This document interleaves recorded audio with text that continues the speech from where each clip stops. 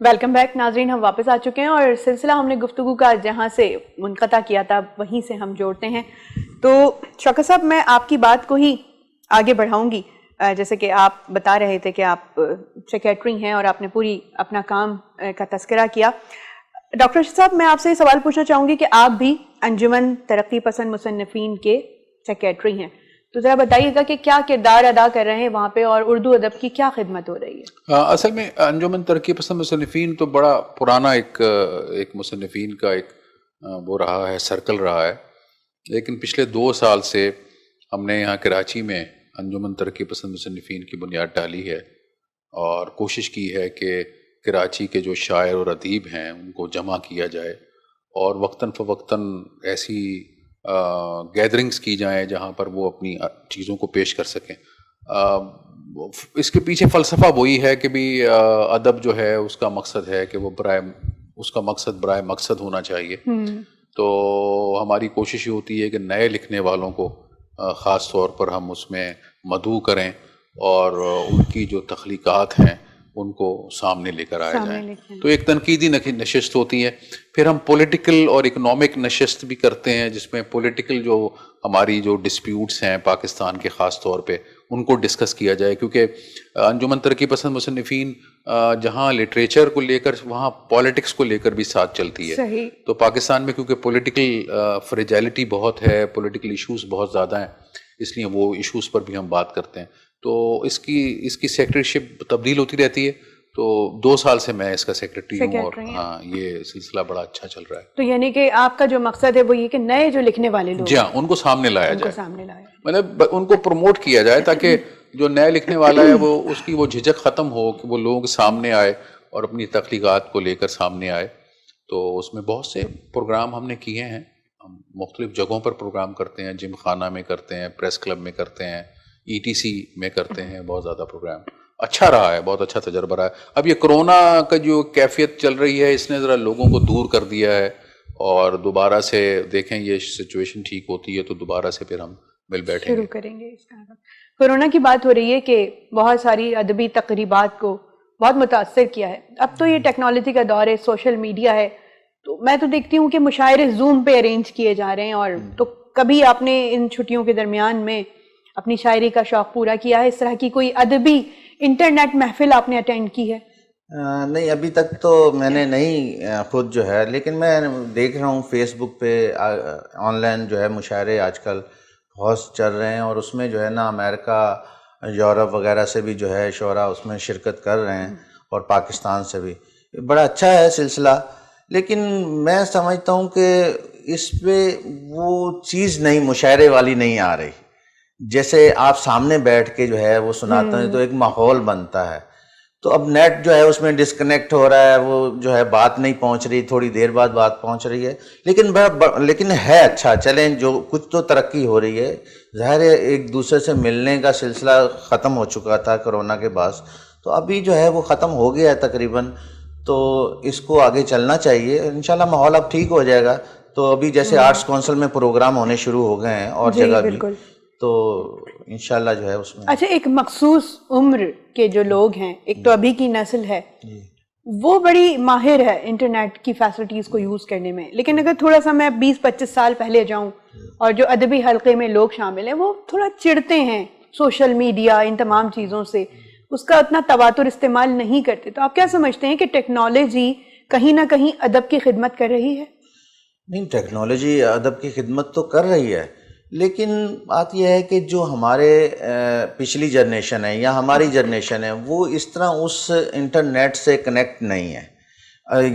اب یہ موبائل ہے، اب جو جدید موبائل آ چکے ہیں، لیکن ابھی تک ہمارے کچھ لوگ جو ہے صرف کال کی حد تک سننے تک وہ ہیں، اس کا استعمال نہیں جانتے. نئی جنریشن جو ہے چونکہ ان کے دور کی چیز ہے، وہ اس کو سمجھتے ہیں اور اس سے بہت فائدہ اٹھا رہے ہیں.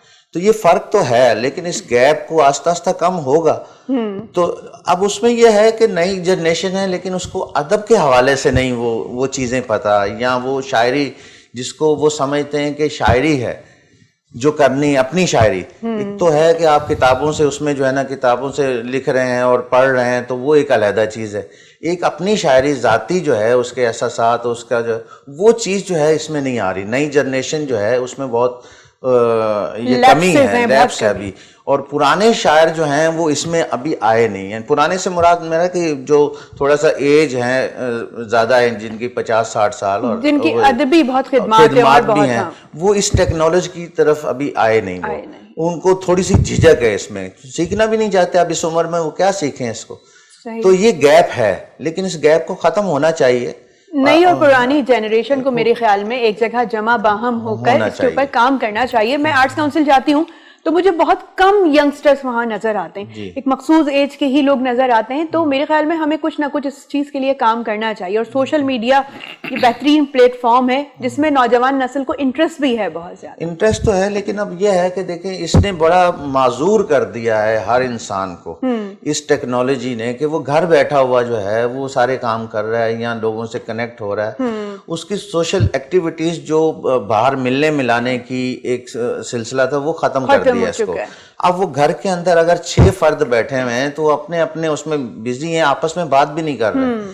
تو جو ماحول بننا چاہیے تھا ایک دوسرے سے سیکھنے کا, ایک دوسرے کے جو ہے تجربات سے فائدہ اٹھانے کا, وہ چیز ختم ہو رہی ہے. آپس میں محبتیں ختم ہو رہی ہیں اور تنہائی کی طرف جا رہی ہے. ٹیکنالوجی انسان کو تنہائی کی طرف لے کے جا رہی ہے, تو اس کا بڑا نقصان بھی ہو رہا ہے. پہلے ہمارے ادارے بنے ہوئے تھے یہاں, آپ دیکھیں آرٹس کونسل کے علاوہ بہت سے ادارے تھے جہاں مختلف پروگرام ہوتے تھے, لوگ آتے تھے اور اس میں باقاعدہ طور پہ افسانہ, نظم, شاعری, اس حوالے سے تنقید کے پروگرام ہوتے تھے. تو لوگوں سے آپس میں ملنا جلنا ہوتا تھا.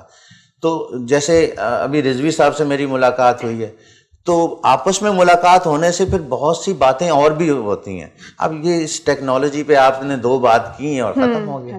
تو یہ سلسلہ جو ہے یہ وقتی ہے, اس کو مطلب اس کو کنٹینیو نہ رکھا جائے, ایک ضرورت کے تحت رکھا جائے, ایک ضرورت تک رکھا جائے, لیکن آپس میں ملنے جلنے کا جو ہے وہ پروگرام کا, ایک نشستوں کا جو ہے نا وہ سلسلہ ضرور ہونا چاہیے. ارشد صاحب, میں آپ سے پوچھنا چاہوں گی کہ آپ نے اپنی 2 کتابیں آپ کی منظر عام پہ آئی ہیں, تو اس بارے میں تھوڑا سا ہمیں بتائیے کہ بیسیکلی اس میں 2 کتابوں میں آپ نے کیا رقم بند کیا ہے, تھوڑا سا بتائیے, وضاحت کیجیے. بیسیکلی تو 3 کتابیں ہیں. ایک تو کتاب تو ہے political system of Pakistan constitutional study, وہ پیراماؤنٹ نے چھاپی ہے, وہ میری ڈاکٹریٹ کا تھیسس ہے جو اس کو پھر میں نے بڑھا کر چھاپا تھا, وہ تو اور ہے, وہ اور رنگ ہے. پھر یہ 2 افسانوی مجموعات ہیں جو سامنے آئے ہیں, ایک سا موسم اور کچھ بے ترتیب کہانیاں. اس میں کہانیاں ہیں, مختلف رنگوں میں بسی ہوئی کہانیاں ہیں. اور جیسا کہ میں نے کہا کہ وہ جو مشاہدہ میں نے اپنی عمر میں کیا ہے اس کو میں نے قلم بند کرنے کی کوشش کی ہے. میں متاثر ہوتا ہوں لوگوں سے, اور طرح طرح کے لوگوں سے ملنے کا مجھے شوق رہتا ہے. چنانچہ وہ ان کو میں سمبولک انداز میں لکھنے کی کوشش کرتا ہوں. دوسرا میرا ایک ناول ہے جو پبلیکیشن کے لیے جا رہا ہے, زرد موسم کی یادداشت. وہ ایک نیا تجربہ ہے, اور اس کو میں نے وہ جیسے بہت بے شمار ناول لکھے گئے ہیں اس طرح ناول نہیں لکھا, بلکہ اس کو ایک مختلف طریقے سے لکھا ہے. اور اس کی جو بیکنگ ہے, جو ایٹیٹیوڈ جو بیکنگ کر رہے ہیں, وہ اداسی اور ڈیتھ 2 ایسے ایلیمنٹ ہیں جو ڈیفینیٹلی انسان کی ذات کو آہستہ آہستہ ختم کرتے جاتے ہیں. تو وہ لکھا ہے. اس میں بے شمار کہانیاں ہیں جو دونوں میں, اور یہ کچھ بے ترتیب کہانیاں, خاص طور پہ کراچی شہر اس میں آپ کو نظر آئے گا کہ جو کراچی شہر کی بے ترتیبی ہے جو ہم محسوس کرتے ہیں, کاسموپولیٹن شہر کی بے ترتیبی, وہ اس میں آپ کو نظر آئے گی. میں 2 شہروں سے متاثر رہا ہوں, میرا جڑاؤ رہا ہے لاہور سے اور کراچی سے. تو وہ 2 شہروں کی گلیاں اور وہ 2 شہروں کے مکانات یادیں تازہ کی ہیں. ہاں, اور ان مکانات میں رہنے والے لوگ وہ مجھے یاد رہے ہیں, اور ان کو میں نے سمبولکلی لکھنے کی کوشش. جب بھی آپ پڑھتے ہوں گے یا قاری پڑھتا ہوگا تو ایسا لگتا ہوگا وہیں آپ گھوم پھر کے آ گئے. بالکل بالکل بالکل بالکل. تو وہ ایک ڈیفینیٹلی دیکھیں نا, آپ کا نوسٹیلجیا ہی تو ہوتا ہے. کریٹیوٹی ہے کیا؟ یہی ہے کریٹیوٹی, وہ نوسٹیلجیا ہے جس کو آپ دیکھتے ہیں. اور جیسے منیر نیازی کی شاعری ہے, سمجھ لیں آپ, تو منیر نیازی کی شاعری میں بھی آپ کو نوسٹیلجیا نظر آتا ہے. پھر آپ قرۃ العین حیدر کو دیکھیں تو نوسٹیلجیا ہے, انتظار صاحب کو دیکھیں تو نوسٹیلجیا ہے. دنیا کے کتنے بھی بڑے رائٹرز ہوں, اور ان کی شاعری یا ان کی کہانی کے پیچھے ان کا نوسٹیلجیا چھپا ہوتا ہے، اور جب وہ اسے لکھنے بیٹھتے ہیں تو وہ نوسٹیلجیا لکھنا شروع کر دیتے ہیں. وہ یادیں ان کی، جو لوگ مر گئے ان کو یاد کرنا، جو لوگ بچھڑ گئے ان کو یاد کرنا. تو میرے ساتھ تو کچھ ایسا ہی ہوتا ہے. مجھے تو نہیں پتا، اور تو خیر بڑے اچھے افسانہ نگار ہیں کراچی میں. ہمارے دوست ہیں زیب اسکار حسین، بہت اچھے افسانہ نگار. ہاں، تو ہم دونوں بہت اچھے دوست ہیں، اور میں سمجھتا ہوں کہ بس ایک نوسٹیلجیا جسے بار بار آپ لکھتے ہیں، کیونکہ آج کا دن کل کا آج آپ سے ملاقات ہو رہی ہے، یہ کل ایک نوسٹیلجیا ہوگا. بالکل، یہ یادیں ہیں، یہ یاد کسی دن لکھی جائے گی. جب یہ یاد کسی دن لکھی جائے گی تو وہ ایک کہانی بن جائے گی. بس یہ ہے. بالکل. شوکت صاحب، ہم پروگرام کا بس اختتام ہوا جاتا ہے تو کچھ سننا چاہیں گے آپ سے. آپ کی کوئی غزل ہو جائے، اور ذرا ہم چاہتے ہیں کہ ہم محظوظ ہوں. ایک دفعہ تو میں بنفس نفیس آپ کو بذات خود سن چکی ہوں. اچھا. اور بڑا وہ زبردست ملاقات رہی تھی. ایک چھوٹا سا ایک مشاعرہ بن گیا تھا وہ. تو ارشاد. ایک غزل جو ہے میں سناتا ہوں، کیونکہ وہ ایک اس سے واقعہ بھی منسوب ہے کہ ضیاء الحق قاسمی صاحب مرحوم بڑے اچھے شاعر تھے، اور کراچی کے حوالے سے بڑا انہوں نے کام کیا. بڑے مشاعرے انہوں نے جو ہے نا منعقد. تو ایک مشاعرہ ہو رہا تھا تو اس میں وہ کمپیئرنگ کر رہے تھے، تو میں نے یہ غزل اسٹارٹ کی. تو اس کی صدارت شوق احمد شوق صاحب کر رہے تھے. تو تھوڑا لیٹ ہو گئے، تو وہ جب آئے تو میں غزل اسٹارٹ کر چکا تھا. تو وہ غزل کے حوالے سے مطلب بہت جو ہے نا ان پہ فٹ ہو گیا، اور وہ بہت چلا. وہ پھر ضیاء الحق قاسمی صاحب جہاں جاتے تھے اسی غزل کے حوالے سے کہتے تھے یہ سنائیں جی. تو میں آپ کو سناتا ہوں، آپ کی نظر کرتا ہوں. مطلب ہے جی: اچھا ہے شوق کو نہ کہیں بال و پر ملے، اچھا ہے شوق کو نہ کہیں بال و پر ملے، ورنہ ہوس تھی خوب سے گل خوب تر ملے. یہ غالب کی زمین پر ہے. کچھ اس سے درد و کرب کی شدت تو پوچھئے، کچھ اس سے درد و کرب کی شدت تو پوچھئے، جس کو قفس میں موسم گل کی خبر ملے. اور آیا تھا میری راہ میں ایسا اب ایک مقام، آیا تھا میری راہ میں ایسا اب ایک مقام، مہر و مہو نجوم شریک سفر ملے. واہ واہ واہ واہ واہ. اور جو بجھ چکے ہیں ان کو ہی دیکھو کریت کر، جو بجھ چکے ہیں ان کو ہی دیکھو کریت کر، شاید دلوں کی راکھ میں کوئی شرر ملے. اور شرمندہ ہوں کہ کر نہ سکا اور انتظار، شرمندہ ہوں کہ کر نہ سکا اور انتظار، لمحات زندگی کے بہت مختصر ملے. اور میں تو شکست وعدہ پہ کر لوں گا صبر بھی، میں تو شکست وعدہ پہ کر لوں گا صبر بھی، تم کیا کرو گے پھر کہیں مجھ کو اگر ملے. واہ واہ واہ واہ، کیا بات ہے، کیا بات ہے. میں تو شکست وعدہ پہ کر لوں گا صبر بھی، تم کیا کرو گے پھر کہیں مجھ کو اگر ملے. اور پھر تک رہا ہے شوق اسی حادثے کی راہ، پھر تک رہا ہے شوق اسی حادثے کی راہ، لذت نہ پوچھئے جو کوئی روٹھ کر ملے. اور چھیڑو اسی نگاہ محبت طلب کا ذکر، چھیڑو اسی نگاہ محبت طلب کا ذکر، شاید اسی سے لذت زخم جگر ملے. اور مکتا ہے جی: یوں بھی وہ غم کدے میں کبھی آئے تھے کمال، یوں بھی وہ غم کدے میں کبھی آئے تھے کمال، جیسے سسکتی شب سے عروس سحر ملے. واہ واہ واہ، کیا بات ہے، کیا کہنے آپ کے شوکت صاحب. پروگرام کے اختتام میں آپ نے جان ڈال دی پروگرام میں، بے حد زبردست. اور آپ نے ماشاءاللہ جس طرح سے اپنے ہر شعر میں مختلف خیال کے ساتھ آپ نے جو عکاسی کی ہے نا، وہ بہت ہی باکمال اور بہت ہی بہترین.